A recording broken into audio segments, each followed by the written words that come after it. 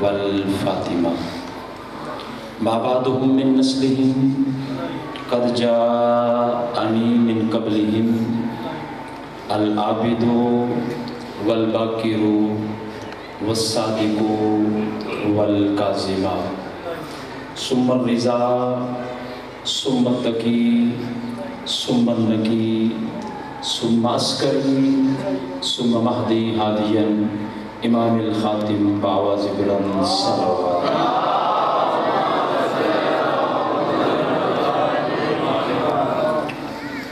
اعوذ باللہ من الشیطان اللعین الرجیم بسم اللہ الرحمن الرحیم فورب السماء والارض انہ لحق مثل ما انکم تنطقون صدق اللہ العلی العظیم بآواز بلند صلوات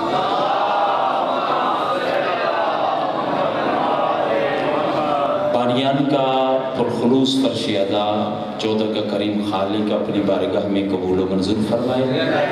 جتنے بھی عزاداران حسین، موالیان حیدر قرار، برادران اہل سنت تشریف فرما ہیں، سب کی عقیدتوں کو، خلوص کو سلطان کربلا باب الحوائج کا صدقہ اپنی بارگاہ عالیہ میں قبول و منظور فرمائے.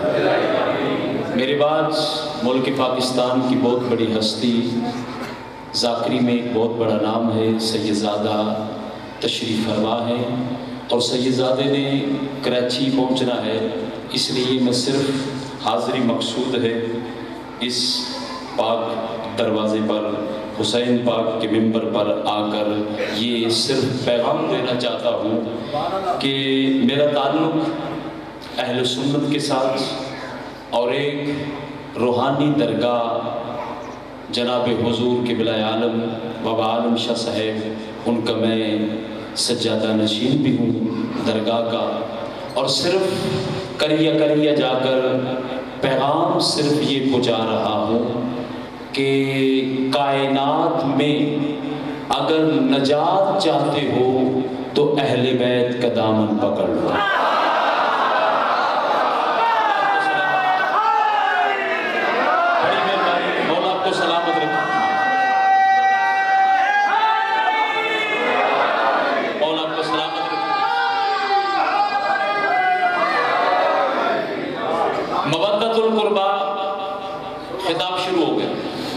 سید علی حمدانی کی کتاب ہے.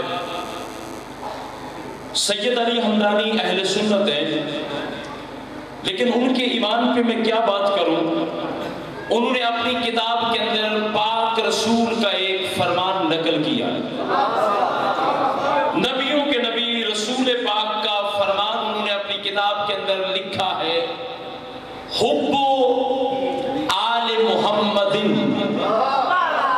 یومن خیر من عباد السنہ دخل الجنہ. سید علی حمدانی اہل سنت اپنی کتاب کے اندر یہ لکھ رہے ہیں، لوگوں سنو، آل محمد کی ایک دن کی محبت ایک سال عبادت سے افضل ہے.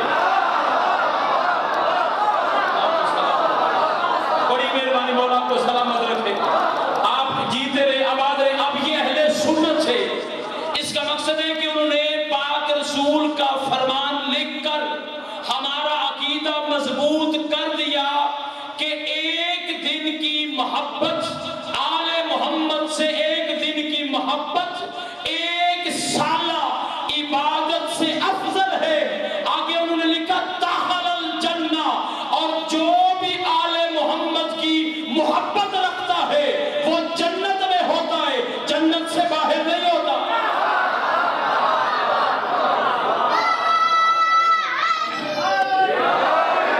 جنت میں ہوتا ہے.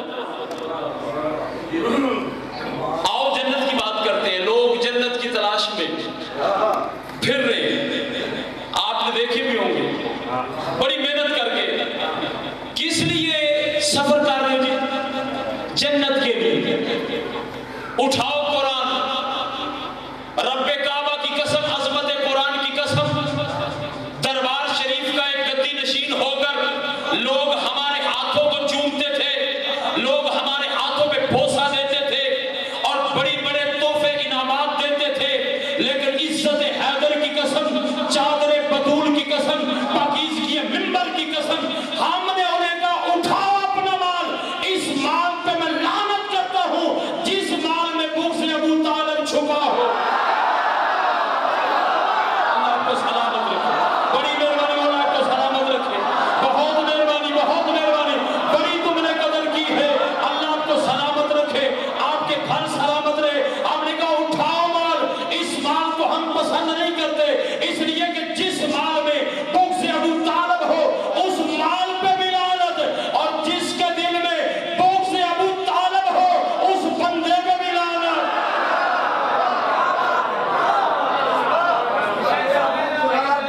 کر رہے ہیں لوگ بقول محمد جناب علی کا ذکر عبادت ہے، اس کے ابو طالب مرشد قضا کر رہے ہیں لوگ، یہ کون سی نماز ادا کر رہے ہیں لوگ؟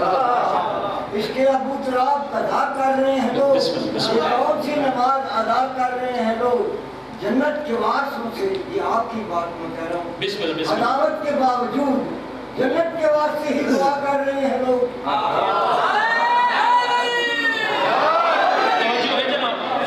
سب سے بڑا تاریخ اسلام اور ہے، تاریخ مسلمان اور ہے۔ تاریخ اسلام قرآن سے ملتی ہے اور تاریخ مسلمان دربار سے ملتی ہے، اور تاریخ مسلمان میں یہ لکھا ہے کہ معاذ اللہ جناب ابو طالب نے کلمہ نہیں پڑھا تھا۔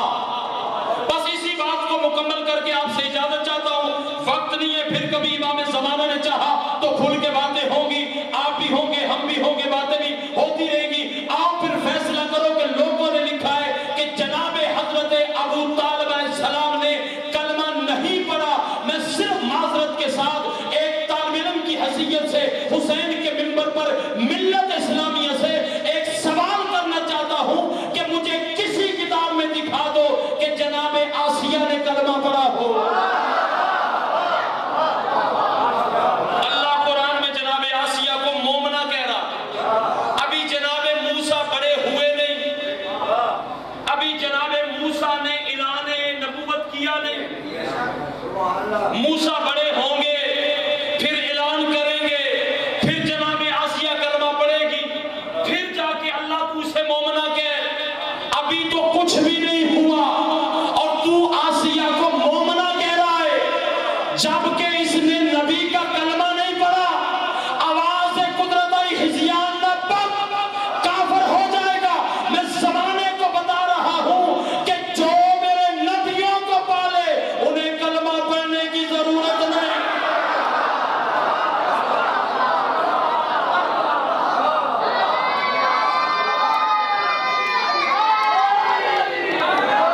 جو میرے نبیوں کو پالے، جو معصوم کو پالے اسے کلمہ پڑھنے کی ضرورت نہیں۔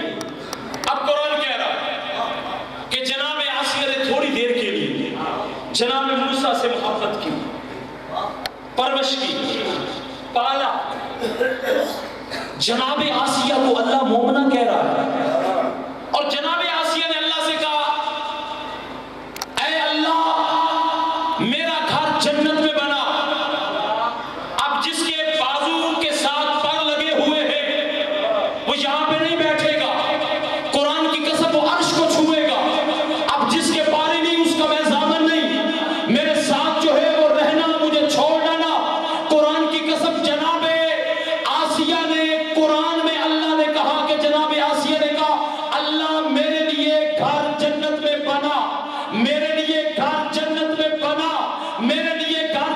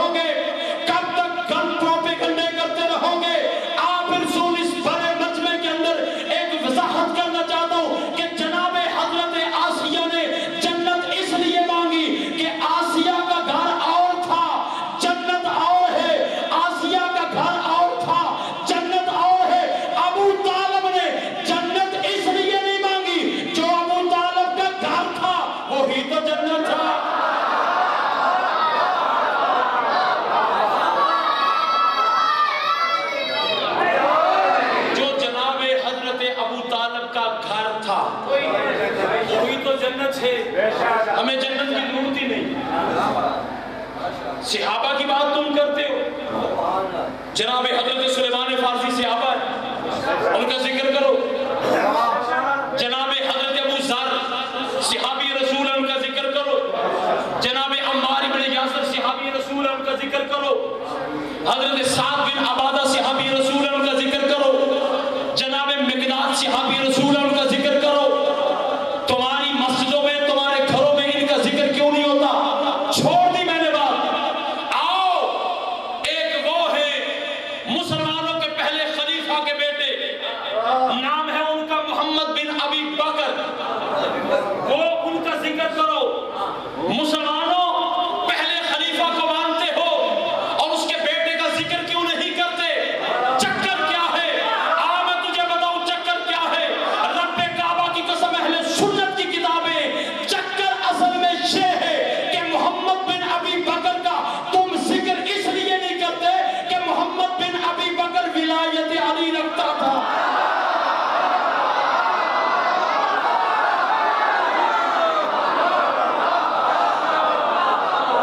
محمد بن ابی بکر علی کی ولایت پہ قائم تھا، علی کی ولایت پر قائم تھا۔ محمد بن ابی بکر کا ذکر کرو۔ مدینے کے اندر اونٹنی پہ بیٹھے، وقت میرے پاس نہیں ہے قرآن کی قسم، وگرنہ بڑے عقدے کھولتا میں۔ محمد بن ابی بکر اونٹنی پہ تشریف فرما ہے، مدینے کے لوگ اکٹھے ہوئے، انہوں نے کہا مجھے پاک رسول کی حدیث مرفوعاً میری طرف پہنچی ہے۔ مرفوعاً سن لیں، مرفوعاً اسے کہتے ہیں جس حدیث کے راوی سارے مضبوط ہو، جو صحیح حدیث کے درجے پر ہو، اسے اہل سنت میں مرفوعاً کہتے ہیں۔ وہ کہتے ہیں مرفوعاً حدیث پہنچی ہے، اور اس حدیث کی تائید میرے بابا جناب حضرت ابو بکر نے بھی کی ہے۔ وہ حدیث کیا ہے؟ رسول نے فرمایا سنو، علی سے محبت کرنے والا اس سے کبھی دشمنی نہ کرنا، چاہے تمہارے باپ کا قاتل ہی کیوں نہ ہو۔ ہوگی میری بات؟ آخری جملہ سنو، مجھے اجازت دو، چونکہ سید زادہ پیچھے تشریف فرما ہے، ان کی مجبوری ہے، ان کی مجبوری کو مد نظر رکھتے ہوئے، اور آج کی اس مجلس کے جو انتظامیہ ہے جناب ملک توقیر صاحب، میں ان کا انتہائی ممنون اور مشکور ہوں کہ جنہوں نے آج یہ مجھے موقع دیا ہے۔ آخری بات سنو، رب کعبہ کی قسم، جب حضرت محمد بن ابی بکر نے کہا نا میں نے پاک رسول سے سنا ہے کہ علی سے محبت رکھنے والے سے دشمنی نہ کرنا، چاہے تمہارے باپ کا قاتل ہی کیوں نہ ہو، اس کے بعد محمد بن ابی بکر کہتے ہیں میں یہ بات حدیث مکمل کرنا چاہتا ہوں، اس لیے کہ اگر میں حدیث کو مکمل نہ کروں تو کل جا کے میں نے رسول کو چہرہ کون سا دکھانا ہے۔ رسول نے آگے فرمایا کہ اے سننے والوں سن لو، محمد ابی بکر کہتے ہیں کہ میں نے پاک رسول کو یہ کہتے ہوئے سنا ہے، اور جو حدیث میری طرف پہنچی ہے وہ حدیث یہ ہے کہ علی کے دشمن سے ہمیشہ دشمنی رکھنا، چاہے تیرا باپ ہی کیوں نہ ہو۔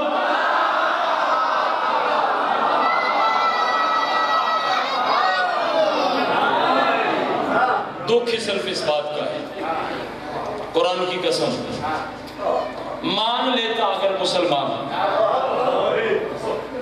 رسالت کو، کبھی بھی محمد کی بیٹی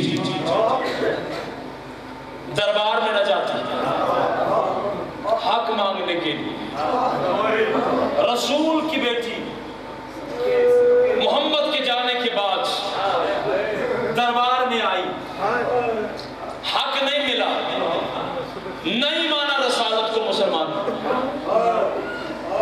منبر پہ کہہ رہا ہوں اگر مان لیتے، رسالت کو تسلیم کر لیتے، رسول کی بیٹی دربار میں کبھی نہ آتی۔ اب کیسے گئی واپس؟ چھوڑ دیا میں نے سارا مضمون،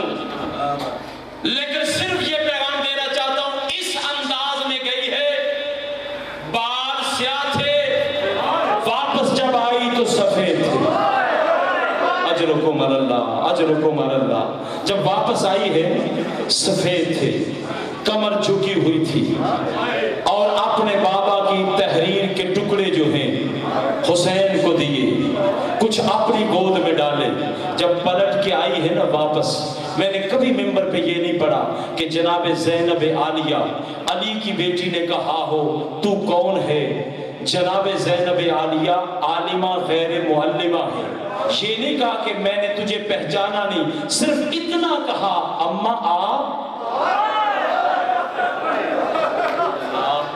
اجرکم اللہ، اماں آپ، اور دربار آگے رسول کی بیٹی نے کہا بیٹی بات سن، ہر کوئی سوال کرے تو سوال نہ کر۔ کہا اماں کیوں؟ کہا اس لیے میں گئی ہوں صحابی کے دربار میں۔ اب مصائب کا جملہ بڑا سخت ہے، میں کیا کروں، برداشت جتنا بھی کروں لیکن چھپا نہیں سکتا۔ کہا ہر کوئی سوال کرے زینب تو سوال نہ کر، میں گئی ہوں صحابی کے دربار میں، تجھے جانا ہوگا شرابی کے دربار میں۔ جب میں گئی ہوں میرے سر پہ چادر تھی، جب تو جائے گی سر پہ چادر نہیں ہوگی۔ شیعہ بیٹھا ہے ہائے نہیں کرتا، وہ شیعہ کیوں بنا ہے؟ آگے محمد کی بیٹی نے کہا زینب ہر کوئی سوال کرے تو سوال نہ کر۔ جب میں دربار میں گئی ہوں میرے دونوں ہاتھ آزاد تھے، جب تو دربار میں جائے گی ہاتھوں میں رسیاں۔ اجرکم اللہ وسيعلم الذين ظلموا أي منقلب ينقلبون ألا لعنة الله على القوم الظالمين۔